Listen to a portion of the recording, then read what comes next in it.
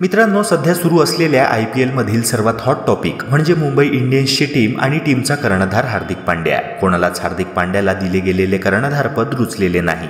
तो स्टेडियममध्ये दिसता क्षणी क्रिकेट फॅन्स होटिंग सुरू करतात. तसेच त्याच्या नेतृत्वात संघ सपशेल अपयशी ठरतो आहे.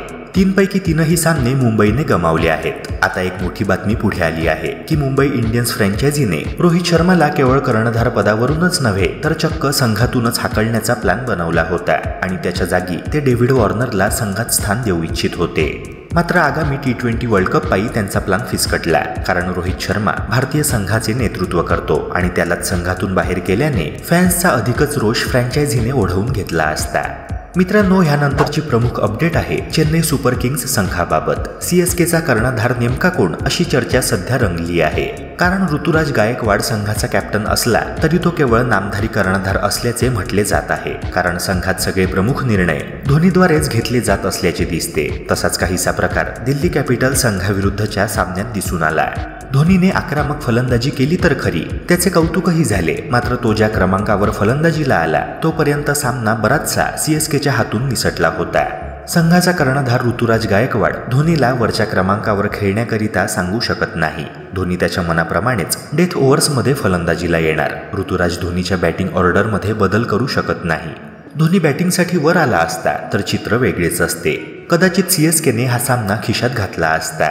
मित्रांनो, CSKच्या कर्णधार पदाबाबत तुमचे काय मत आहे? संघात धोनीचे अधिक महत्त्व आहे की कर्णधाराचे? तुमचे मत कमेंट सेक्शनद्वारे नक्की कळवा. यानंतरची प्रमुख अपडेट आहे MS Dhoni, Chennai super Kings आणि मुंबई इंडियन्स बाबत. CSKला 5 वेळा विजेतेपद मिळाले, ते MS धोनीच्या नेतृत्वाखाली. IPL मधील सर्वात यशस्वी फ्रँचायझीपैकी एक म्हणजे चेन्नई सुपर किंग्स. पण मित्रांनो, तुम्हाला माहिती आहे का की धोनीकडे आज चेन्नईऐवजी मुंबई संघाचे नेतृत्व असते? हे ऐकून नक्कीच तुम्हाला आश्चर्य वाटले असेल, पण मित्रांनो, हो, हे खरं आहे. धोनी मुंबईचा कॅप्टन न होण्यामागील कारण आहे IPL 2008 सालचा लिलाव. धोनीचे नाव जेव्हा लिलावात पुढे आले तेव्हा मुंबई आणि चेन्नई संघांमध्ये चांगलीच चढाओढ दिसली. बोली $4 लाख पासून सुरू झाली, जी तब्बल 6 कोटींपर्यंत गेली. सचिन तेंडुलकर मॉर्की प्लेयर असल्याने मुंबईला त्याला 15% अधिक रक्कम द्यावी लागली असती. म्हणून शेवटी मुंबईने माघार घेतली आणि चेन्नईच्या संघात MS धोनीची एंट्री झाली. असे झाले नसते तर आज हार्दिक पांड्या किंवा रोहित शर्मा ऐवजी मुंबई इंडियन्सचे नेतृत्व MS धोनीकडे असते. मित्रांनो, ह्यानंतरची प्रमुख अपडेट आहे युजवेंद्र चहलची पत्नी धनश्री वर्माबाबतची.